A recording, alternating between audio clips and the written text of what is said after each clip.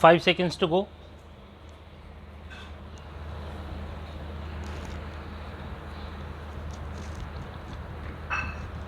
Start.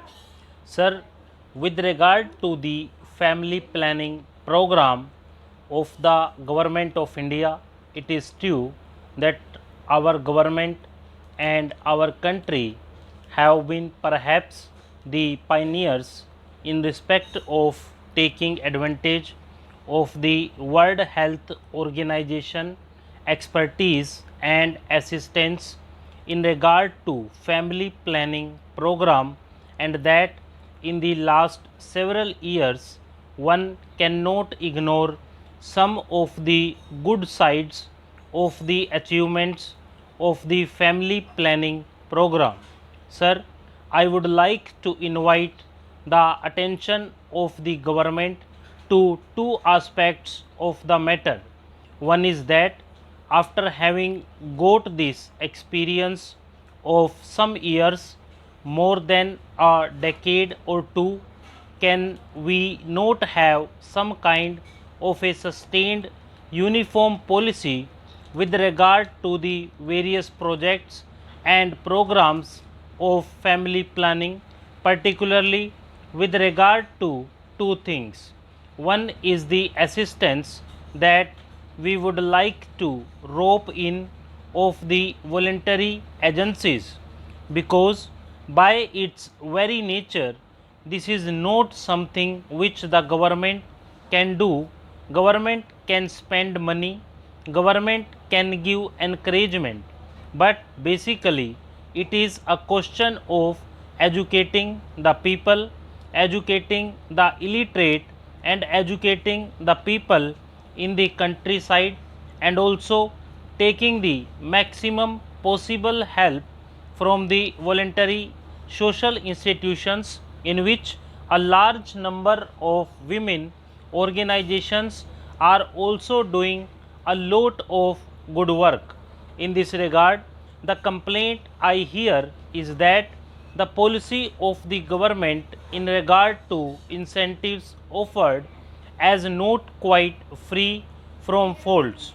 Every now and then different kinds of incentives are tagged on while attracting more people.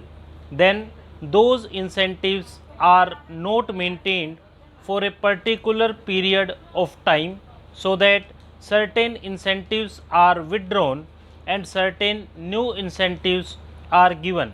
The result is that the interest in the program is for the incentives offered rather than for the ultimate objective of controlled and health family planning.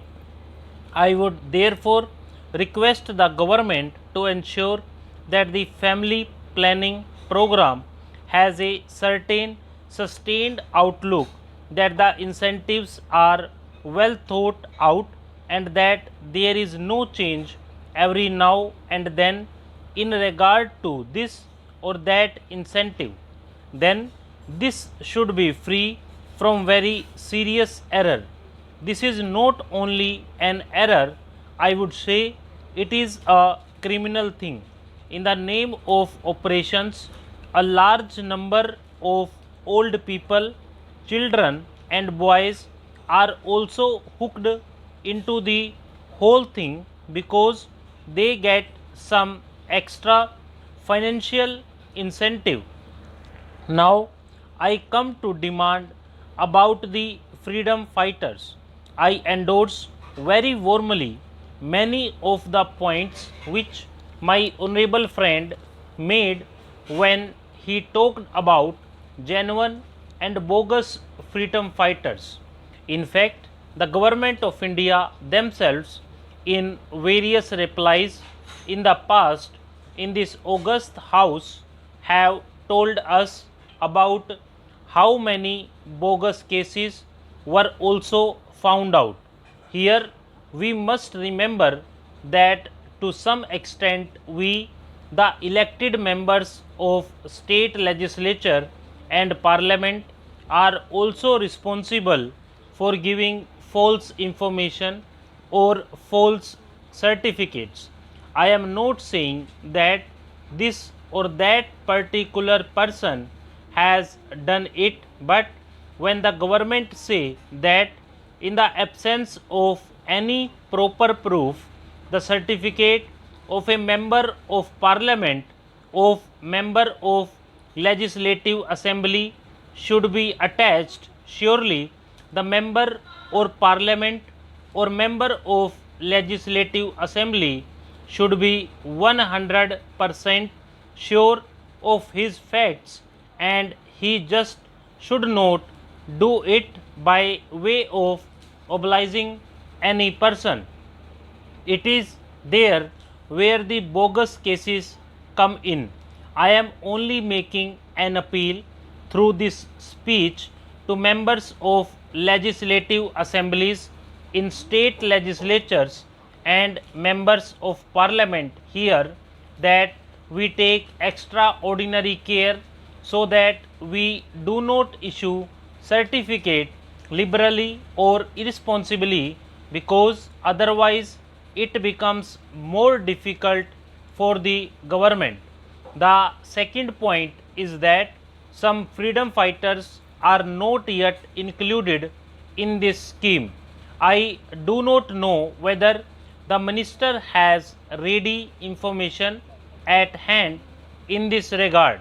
There is also the project of old freedom fighters' homes.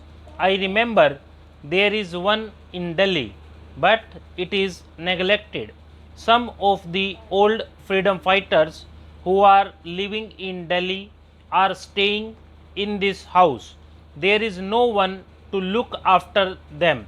They are not given proper food, proper drinking water, hot water for bath, and so on. Because they are old and infirm, naturally they need these things all the more. Therefore, I would like government to take particular care of these old freedom fighters' homes.